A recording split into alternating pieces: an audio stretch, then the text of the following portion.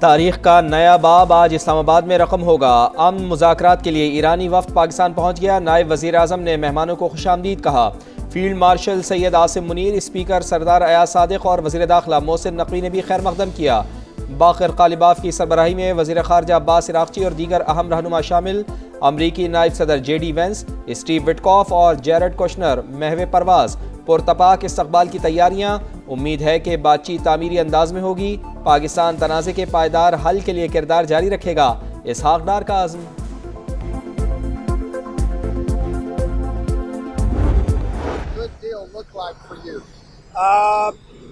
No nuclear weapon, number one.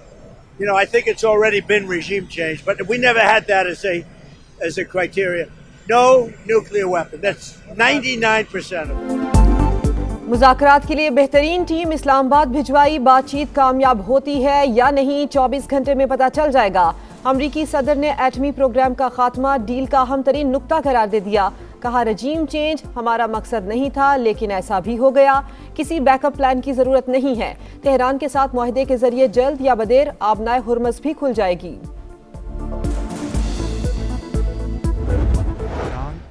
اور امریکہ کی leadership میری پرخلوص دعوت پر اسلام آباد تشریف لا رہی ہیں، جہاں پر امن کے قیام کے لیے مذاکرات ہوں گے۔ مگر اب کٹن مرحلہ دیر پا جنگ بندی کا ہے۔ مذاکرات کے ذریعے الجھے ہوئے مسائل کو پاکستانی قیادت ان مذاکرات کو کامیاب کرانے کے لیے اپنی حد المقدور کوشش خلوص کے ساتھ کرے گی۔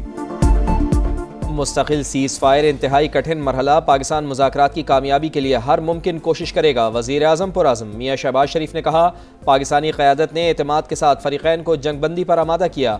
امریکہ اور ایران بات چیت سے معاملات حل کرنے پر رضامند ہیں۔ خلیج میں بھی امن کی بات ہو رہی ہے۔ تاریخ فیلڈ مارشل عاصم منیر کی خدمات کو سنہرے الفاظ میں یاد رکھے گی۔ قوم مذاکرات کی کامیابی کے لیے دعا کرے۔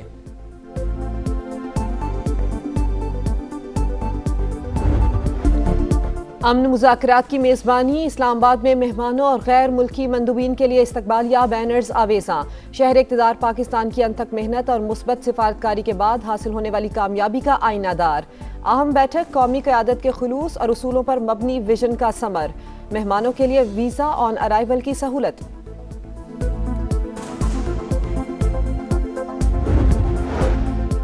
حکومت کا عوام کو ریلیف، ڈیزل 135 اور پیٹرول 12 روپے فی لیٹر سستا۔ ڈیزل کی نئی قیمت 385 روپے 54 پیسے مقرر، پیٹرول 366 روپے 58 پیسے فی لیٹر فروخت۔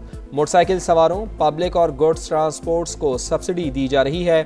وزیر اعظم میاں شہباز شریف کا قوم سے خطاب، کہا عوام نے صبر و تحمل سے مہنگائی کا بوجھ برداشت کیا۔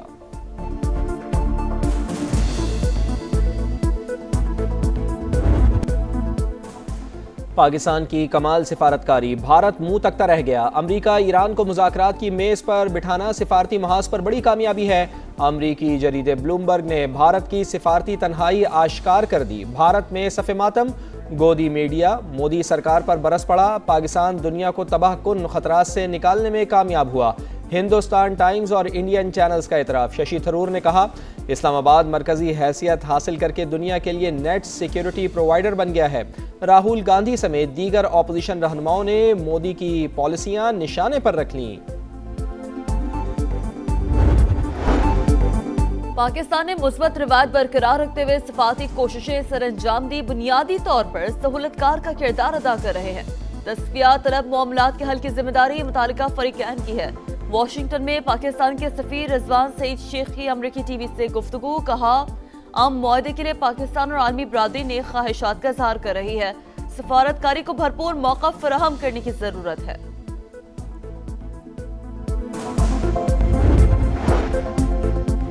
وزیر اعظم سے سعودی وزیر خزانہ کی ملاقات، نائب وزیر اعظم اسحاق ڈار اور فیلڈ مارشل سید عاصم منیر بھی موجود تھے۔ شہباز شریف کا تجارت، سرمایہ کاری اور اقتصادی ترقی سمیت تمام شعبوں میں دو طرفہ تعاون کو وسعت دینے کا عزم۔ سعودی وزیر خزانہ کا برادرانہ تعلقات مزید مستحکم بنانے کی خواہش کا اظہار۔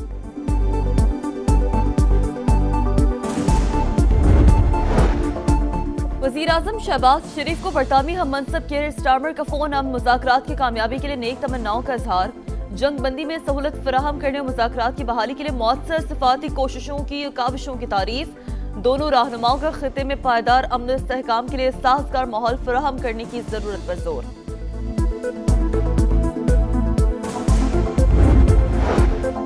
نائب وزیر اعظم اسحاق ڈار سے فرانسیسی وزیر خارجہ کا رابطہ، جنگ بندی اور خطے میں قیام امن کے لیے کردار کی تعریف، پاکستان کی سفارتی کوششوں کی حمایت کا اعادہ، دو طرفہ تعلقات کو مزید مضبوط بنانے، تجارت اور اقتصادی تعاون بڑھانے کا عزم۔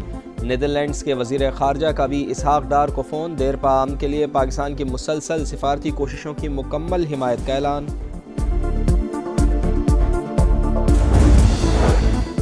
امریکی بحری جہاز بھی اپنا حرمت سے گزر سکتے ہیں، شرط یہ ہے کہ دشمنی پر مبنی طرز عمل ترک کرنا ہوگا۔ نائب وزیر خارجہ سعید خطیب زادے نے واضح کر دیا۔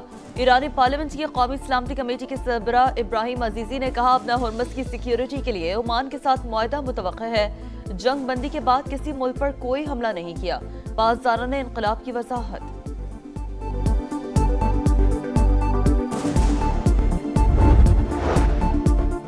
ایرانی وزیر خارجہ کا ہسپانوی ہم منصب سے ٹیلی فونک رابطہ، امریکی جارحیت کے خلاف آواز اٹھانے پر اسپین سے اظہار تشکر، کہا ایرانی عوام کے خلاف جنگی جرائم پر عالمی برادری کو ٹھوس موقف اپنانا چاہیے۔ عباس عراقچی کی جرمن وزیر خارجہ سے بھی گفتگو، خطے میں امن کی کوششوں پر تبادلہ خیال۔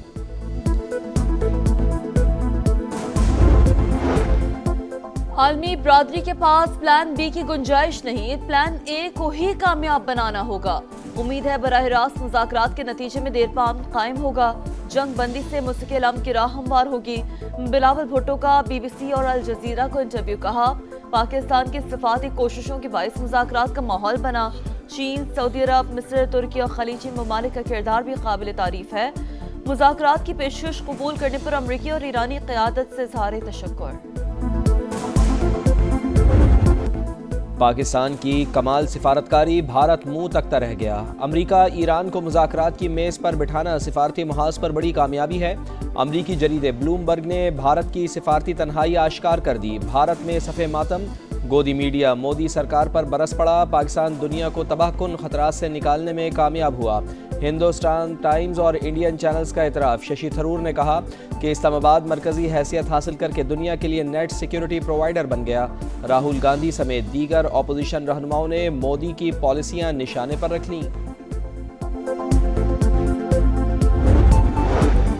93% پاکستانی جنگ بندی کی حکومتی کوششوں کے حامی، 80% شہری قیام امن کے لیے پر امید۔ گیلپ سروے کے مطابق 46% عوام نے کہا وہ ایک زبردست ڈیل کے بارے میں سن رہے ہیں۔